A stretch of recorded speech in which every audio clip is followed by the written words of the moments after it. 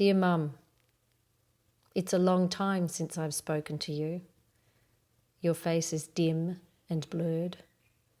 Is the image a memory or just a remembered photograph that sits between the smelly pages of one of those albums? You would have looked at that album when I was a child, seen your photo and grimaced. You might have even asked me to tear it up. What a miracle it was that I didn't. I'm 26 years older than you now. It's strange being older than your mother. When I hold your photo up next to my face and stare into the mirror, I see no likeness. Why didn't you give me those bright blue eyes and that curly brown hair?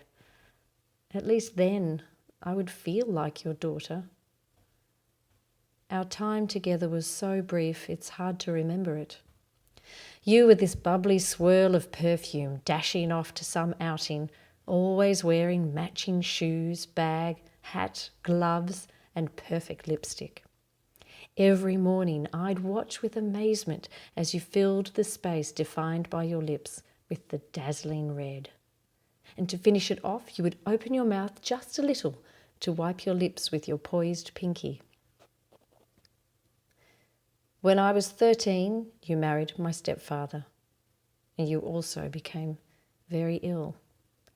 He was there to look after you, and I faded into the background.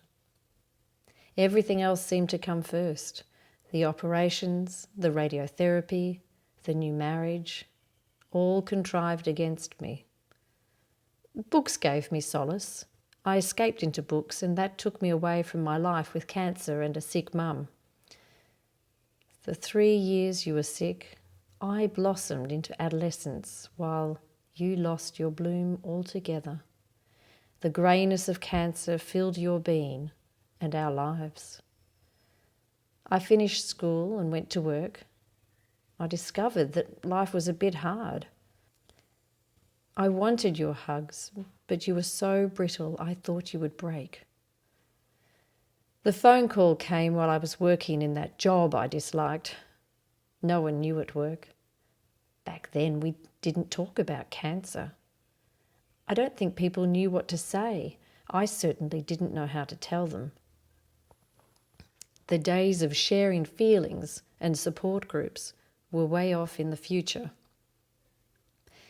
I raced to the hospital just up the street. You were in a large ward with dozens of other women. The curtains were around you. I wanted to hold you and tell you all sorts of things. I wanted you to hold me and tell me all sorts of things. We didn't hug, and I didn't say goodbye.